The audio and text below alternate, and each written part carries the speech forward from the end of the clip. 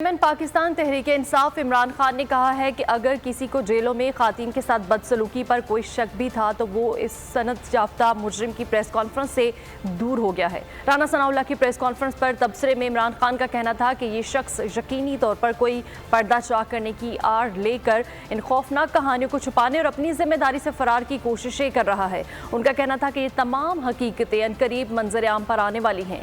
इमरान खान ने कहा कि खातीन को आज से पहले रियासत ने कभी इस तरह की बदसलूकी और हिरासगी का निशाना नहीं बनाया जैसा आज के दौर में इस फुस्ताई हुकूमत की जानिब से खातीन को निशाना बनाया जा रहा है। इंतजार था ना, चलो इस बार वो करते हैं जो इससे पहले किया ही नहीं। किस्मत की आंखों में आंखें डाल के जीतना होगा। सब में है शेर जैसी राह, जर्रा जर्रा भी हर कंटेस्टेंट को लगेगा पहाड़।